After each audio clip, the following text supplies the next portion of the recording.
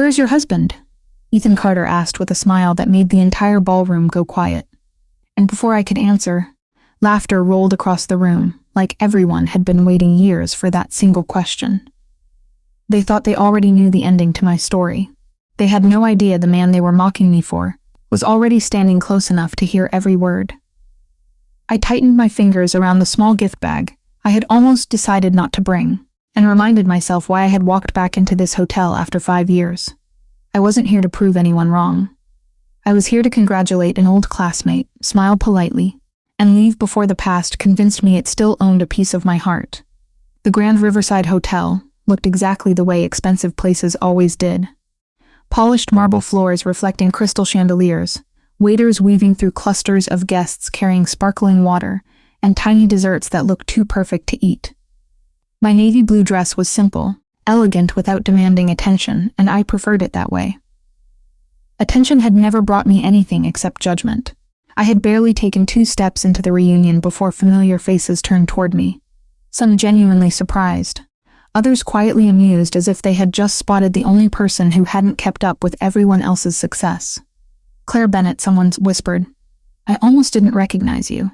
Another voice answered before I could. "She still works as somebody's assistant, doesn't she?" A few people chuckled. I smiled anyway because experience had taught me something important. Not every opinion deserved a response. Then Ethan appeared with the same expensive confidence. He had always worn better than any tailored suit. Time had added gray at his temples, and a luxury watch to his wrist. But it had done nothing to soften the certainty that he belonged above everyone else. Beside him stood Vanessa Cole, stunning in designer heels. With an engagement ring, she seemed determined to display from every possible angle. Ethan stopped directly in front of me, his smile polished enough to fool strangers, but painfully familiar to me. "Claire," he said loudly enough for half the room to hear. "It's been a long time." "It has," I answered calmly. His eyes scanned the room behind me. "So where is your husband?" The conversation around us slowed. Forks stopped halfway to plates. Even the violinist near the stage seemed quieter. Everyone waited. They all remembered the rumors. They remembered that after Ethan left me, I disappeared from our hometown almost overnight. No wedding photos, no social media announcements, no family Christmas cards, just silence. Ethan laughed softly before I spoke. "Don't tell me he suddenly had to work tonight." Vanessa tilted her head with practiced sympathy. "Or maybe he doesn't exist." More laughter. Someone near the bar whispered, "I knew it." Another added, "Poor Claire probably made him up." I felt dozens of eyes settle on me, searching for embarrassment, for anger, for proof that they had guessed correctly. Instead, I simply looked at Ethan and smiled. Not because his words didn't hurt, but because they no longer had the power he imagined. There had been a time when I would have apologized for my own happiness, simply because it made someone else uncomfortable. That woman no longer existed. Ethan mistook my silence for surrender. "You know," he continued, lifting his glass, "you always dreamed bigger than reality. Maybe that's why you never learned the difference." Vanessa slipped her arm through his and smiled sweetly. "Some dreams are just fantasies around us." Polite laughter returned louder this time, comfortable now that someone else had become the evening's entertainment. None of them noticed the black SUVs, pulling quietly beneath the front entrance outside the ballroom windows. None of them noticed the hotel manager, suddenly straightening his tie before hurrying toward the lobby. And none of them realized that a man dressed in an impeccably tailored black suit had just stepped through the revolving doors. His calm gray eyes already searching the crowded room for only one person. The smile on my face stayed perfectly still, but inside I felt something older than sadness quietly stirring awake. Ethan thought he had cornered the woman he used to know. The woman who believed love meant waiting, patiently, while someone decided whether she was enough. That version of me had disappeared years ago, although almost nobody in this room had bothered to notice. I looked around at the familiar faces that once filled every Friday night football game, graduation party, and neighborhood barbecue. They had watched Ethan and me grow from awkward teenagers into the couple everyone assumed would marry before turning 30. Back then, he hadn't worn tailored Italian suits or talked about investment portfolios. He drove an aging pickup truck with a cracked windshield and carried coffee to my office every morning, because he knew I skipped breakfast whenever work became busy. We used to sit beside the lake after sunset, sharing cheap takeout and making impossible promises about the future. I believed every one of them. When Ethan landed his first executive position in Chicago, I celebrated harder than he did. I packed our apartment, turned down a promotion in another city. I spent weekends helping him prepare presentations because I believed his success belonged to both of us. At first, he thanked me for every sacrifice. Then, his coworkers started inviting him to exclusive dinners, where spouses were expected to look successful too. Suddenly, my practical dresses became too plain. My apartment became too small. My job became too ordinary. One evening, only 3 weeks after his promotion, he took me to the rooftop restaurant where we had celebrated his first paycheck years before. I thought he was planning to propose. Instead, he folded his hands together and looked everywhere except at me. He said I was kind, dependable, and loyal. Then he said those qualities weren't enough anymore. His future demanded someone who fit the life he was building. Someone polished. Someone connected. Someone who would never make powerful people ask uncomfortable questions about where she came from. I remember staring at the untouched dessert between us, while the city lights blurred beyond the windows. The waiter kept walking past our table, politely, pretending not to hear my world falling apart one careful sentence at a time. Ethan stood first. Before leaving, he placed an envelope on the table. Inside was a check for $10,000. He called it a fresh start. I called it the price he put on 8 years of my life. I never cashed it. I mailed it back the next morning with nothing except his engagement ring resting inside the envelope. 2 months later, I accepted a position at Moretti Global Holdings as an executive assistant. Not because I dreamed of corporate success, but because it was the only interview where nobody asked about my broken engagement. Human resources cared about my organization, my judgment, and my ability to solve impossible scheduling conflicts without creating impossible problems. That was enough for me. I promised myself one thing on my first day. My past would stay exactly where it belonged. Nobody at Moretti would ever know why I left Chicago, or whose name used to appear beside mine on wedding invitations that were never mailed. Across the ballroom, Ethan raised his glass again, completely unaware that the quietest decision I had ever made was also the one that changed the entire course of my life. At that exact moment, the hotel manager reached the ballroom entrance, straightened his jacket, lowered his head respectfully, and greeted the distinguished guest who had just arrived by saying 3 words that instantly drained every bit of color from his face. "Welcome, Mr. Moretti." My first morning inside Moretti Global Holdings began before sunrise, standing in front of a 60-story glass tower that reflected the pale New York sky like a sheet of silver. Every employee entering the building seemed to move with quiet purpose. Nobody spoke louder than necessary. Nobody wasted a second. It felt less like an office, and more like a place where excellence had become a habit. During orientation, another assistant leaned toward me and whispered, "There is one rule you learn quickly here. If Mr. Moretti trusts you, protect that trust. If he doesn't, don't expect a second chance." I assumed she was exaggerating until exactly 8:30, when the entire executive floor fell silent without anyone giving an order. People didn't panic. They simply became more focused. Then I saw Adrian Moretti for the first time. He walked through the corridor with calm, measured steps, dressed in a charcoal suit that looked tailored specifically for him, acknowledging no unnecessary conversations while somehow noticing everything around him. Someone accidentally dropped a stack of presentation folders nearby. Before the young analyst could apologize, Adrian bent down, gathered the scattered papers himself, handed them back, and continued walking without saying a single word.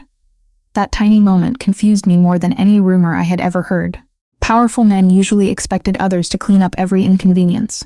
He simply solved the problem and moved on.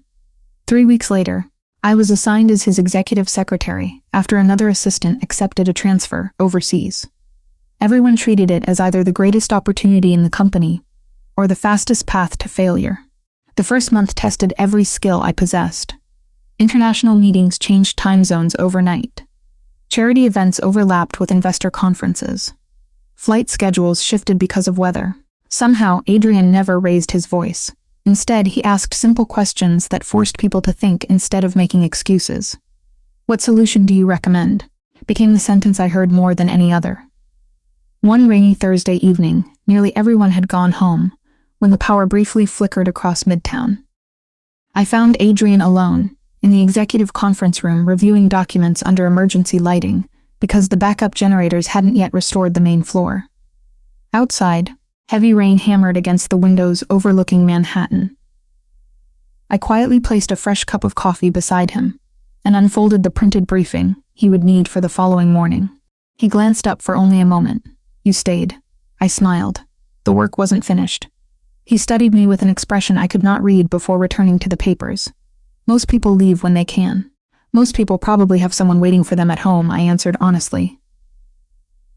His eyes paused on the sentence, since I had just spoken as though he recognized something familiar hidden inside it. From that evening forward, our partnership changed almost without either of us noticing. He trusted me with conversations that never reached another desk.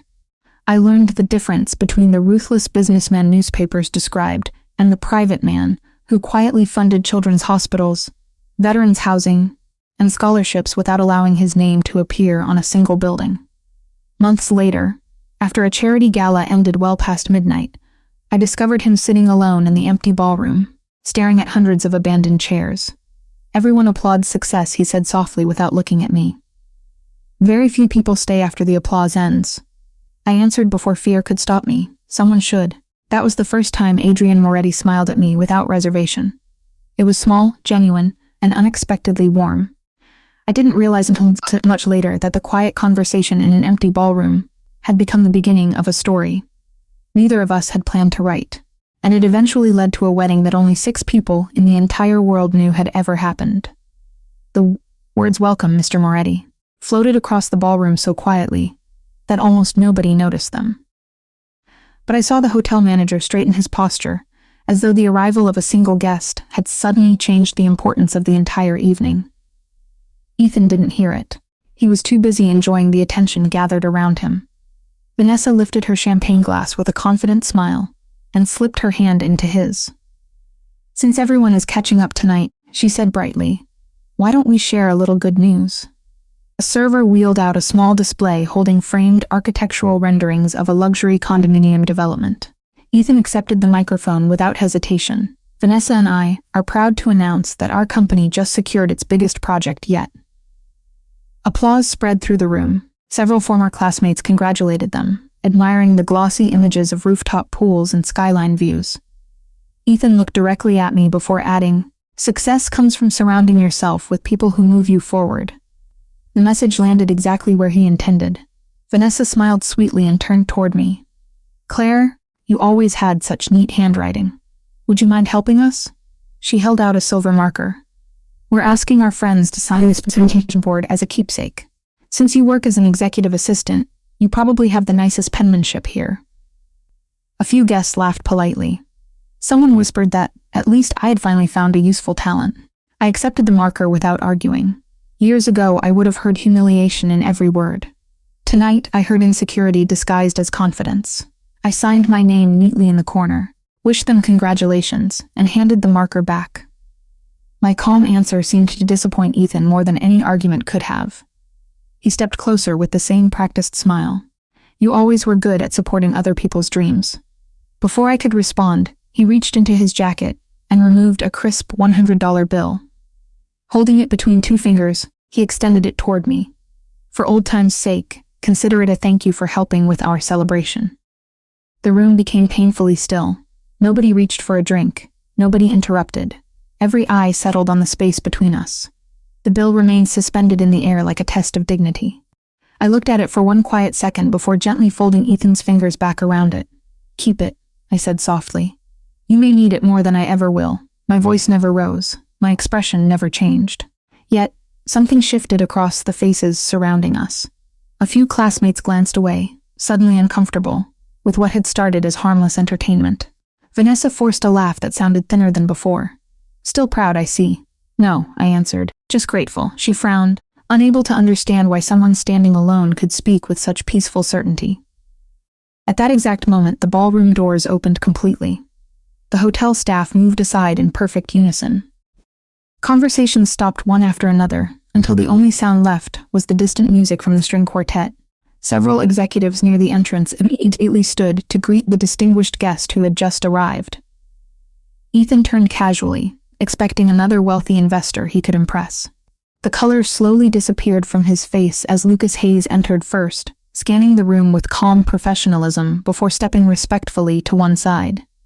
Then, Adrian Moretti crossed the threshold, his composed gray eyes passing over the crowd, until they found only one person, and the unmistakable warmth that appeared in his expression made it painfully clear he hadn't come for the reunion at all. No one spoke as Adrian Moretti continued across the ballroom, with the unhurried confidence of a man who had never needed to announce his arrival. Conversations dissolved into whispers. Even the musicians lowered their instruments without being asked.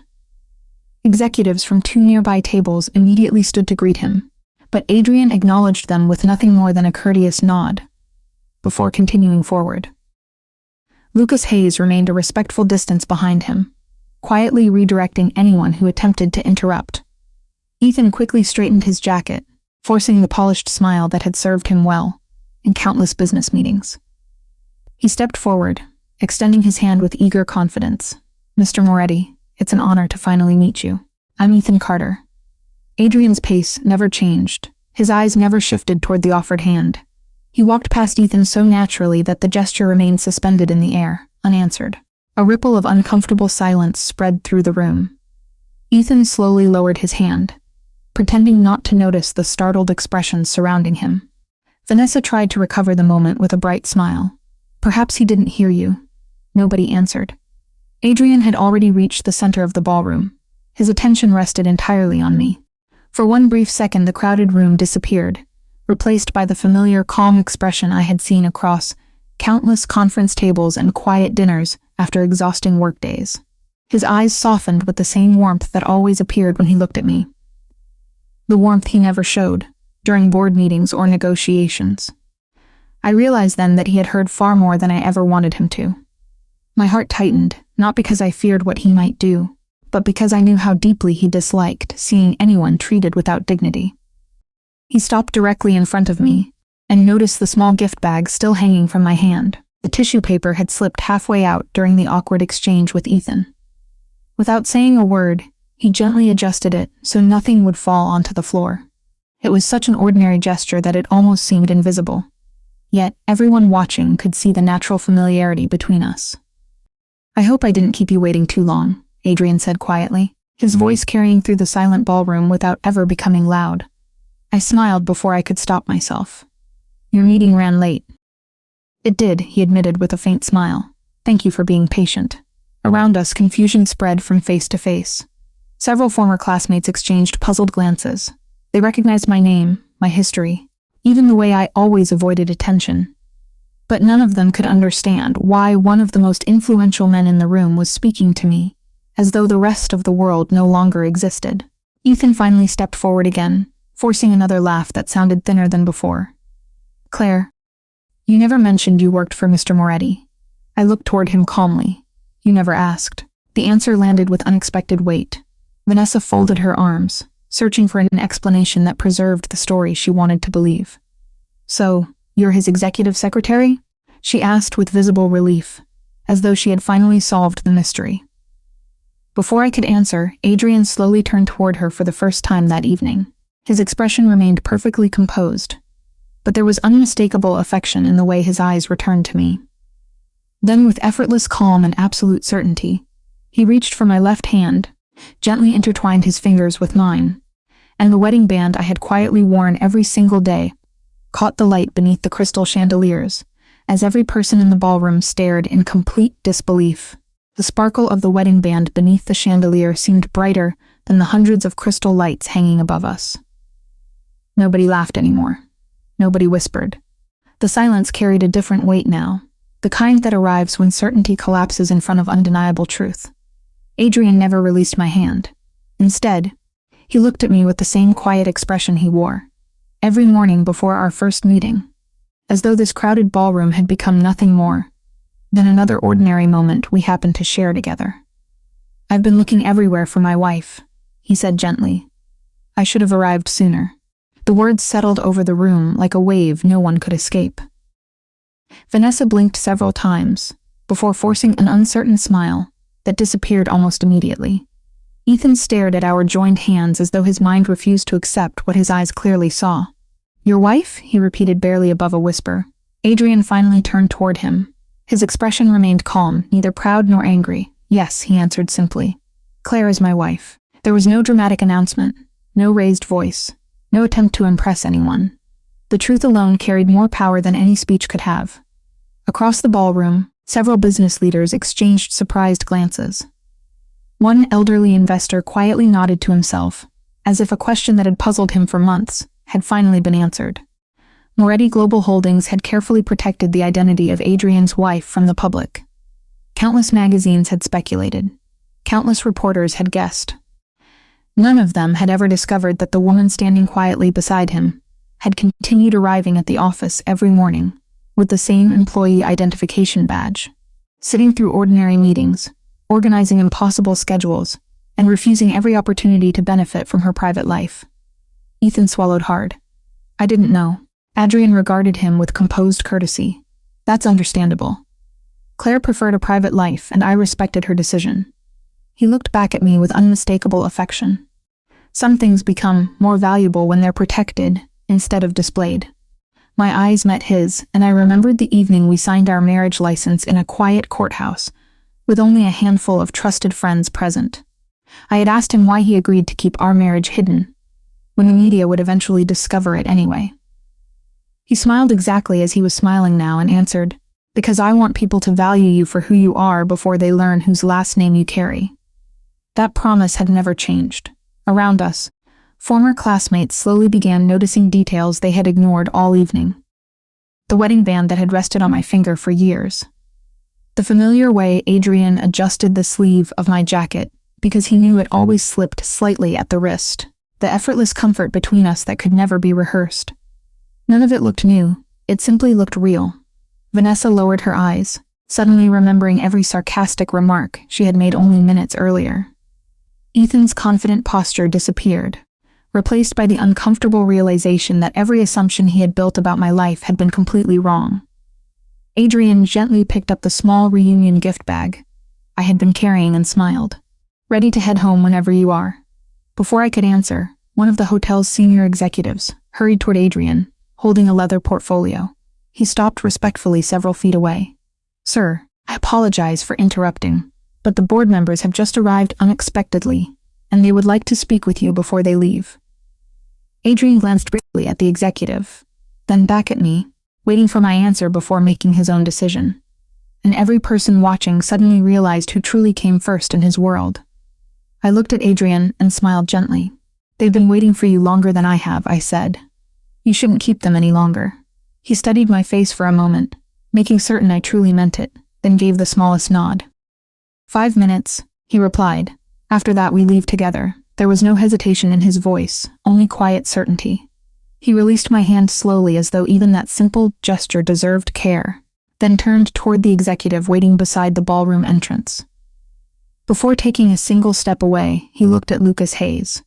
Nothing more than a brief glance passed between them. Yet Lucas understood immediately. He remained where he was, calmly positioning himself several feet away without appearing intrusive. It was obvious he wasn't guarding the room. He was making sure no one interrupted my peace again. Adrian disappeared through the open doors, with the executives following behind him, and the ballroom remained strangely silent even after he was gone. The atmosphere had changed completely. The people who had laughed only minutes earlier now seemed uncertain where to look. Several classmates quietly approached me one after another, offering awkward smiles that carried more embarrassment than confidence. "Claire," one woman said softly, "I had no idea. I'm sorry if anything I said sounded insensitive." Another classmate shook his head. "You never told anyone." I smiled politely. "You never asked." The same answer carried a different meaning now. It wasn't a victory. It was simply the truth. Ethan remained frozen near the presentation board, displaying his condominium project. For the first time since I had known him, he looked genuinely unsure of himself. After several long moments, he finally walked toward me, stopping a respectful distance away. "Claire," he began quietly, "I owe you an apology." His voice no longer carried the confidence that had filled the room earlier. "I judged your life without knowing anything about it." I looked at him calmly. "You judged my value long before tonight." He lowered his eyes. There was no argument because he knew I was right. Vanessa stood beside him, twisting the engagement ring on her finger absent-mindedly. Why would someone like Adrian Moretti marry in secret? She asked before catching herself. I mean, if you don't mind me asking. I smiled faintly. Because being loved is different from being admired. She looked confused. I don't understand. Admiration often disappears when circumstances change, I answered. Love stays even when nobody is watching. Those words settled quietly over the small group surrounding us. Nobody spoke for several seconds. Then an older classmate who had barely spoken all evening looked at Ethan and sighed. Do you remember senior year? He asked. Claire tutored half this class before graduation. She never asked for anything in return. Another nodded. She organized fundraisers for families after the tornado. A third added, she stayed with Mrs. Palmer every afternoon after her husband passed away. One memory led to another. The room slowly filled with stories I had completely forgotten. Simple acts of closeness that had never seemed important enough to remember. Ethan listened to every one of them in silence. It finally became clear that Adrian hadn't chosen someone ordinary by accident. He had chosen the same woman everyone else had overlooked. Ethan exhaled slowly. I spent years chasing people who could improve my future, he admitted. Somehow I stopped seeing the person who made me better. Before I could answer, the ballroom doors opened again. Adrian returned. His meeting finished far sooner than anyone expected. But he wasn't alone. Several influential business leaders walked beside him. And as they entered the room together, every one of them greeted me by name with genuine respect, leaving Ethan to realize that the surprise of the evening had only just begun. The executives surrounding Adrian carried the quiet confidence of people whose decisions shaped entire industries.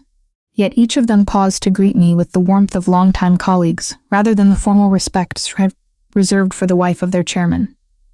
Claire, one senior board member, said with a broad smile, "The scholarship program you proposed last spring has already helped more than 200 students. My granddaughter was one of the volunteers. She still talks about meeting you." Another executive laughed softly. "My office has never forgiven you for convincing Adrian to approve paid family leave before any of our competitors did." Adrian looked at me with an amused expression. "I remember losing that debate," I smiled. "You didn't lose. You listened." A few people around us chuckled, but what caught everyone's attention was Adrian's answer. "It's exactly why I married her." The words were spoken so naturally that they felt impossible to question. Ethan remained motionless, watching a version of me he had never bothered to imagine. He had measured success by titles, salaries, and invitations to exclusive events. Standing only a few feet away, he was finally witnessing another kind of success, the kind built quietly through trust, integrity, and years of choosing the right thing when nobody was keeping score.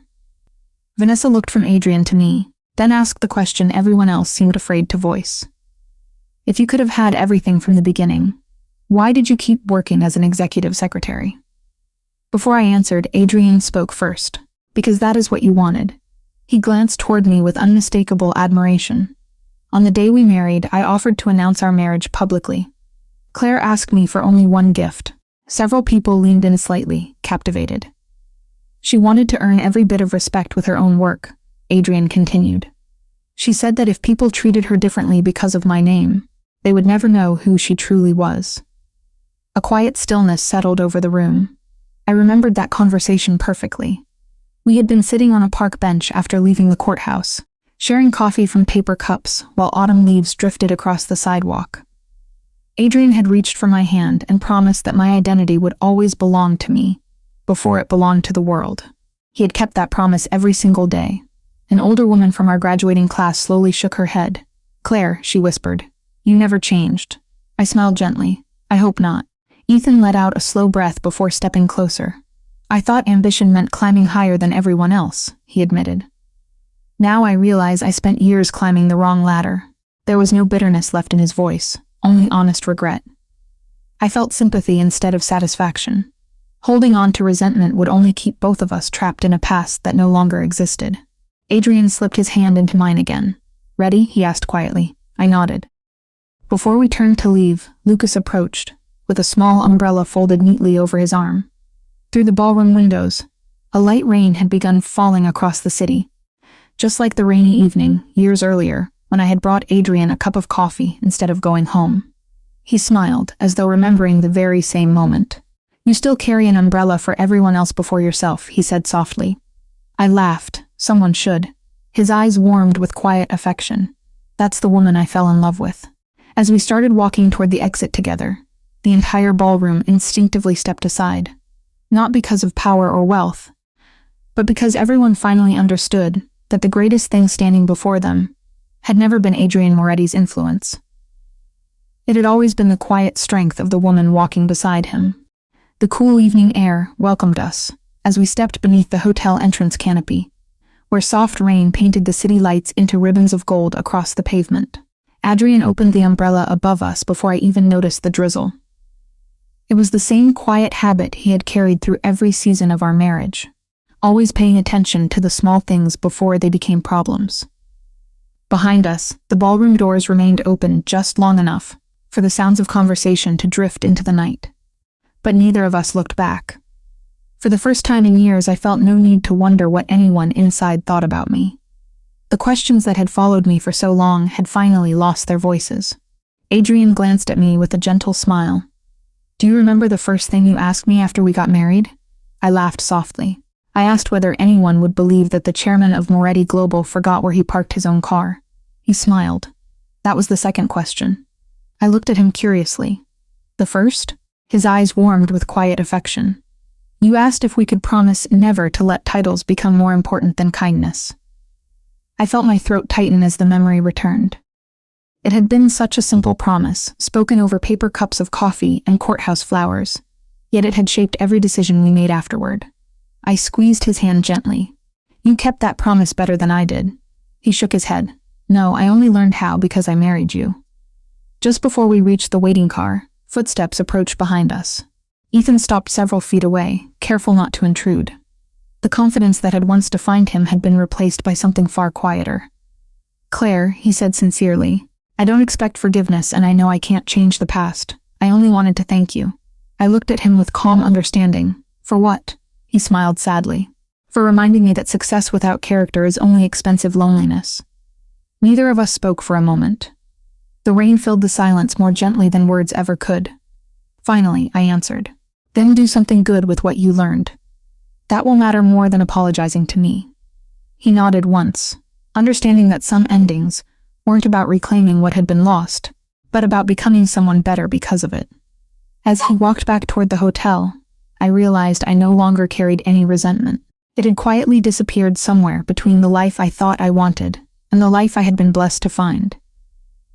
Adrian opened the passenger door and waited until I was comfortably seated before closing it. A moment later, he joined me inside, and the city lights drifted across the windows as the car pulled away from the curb.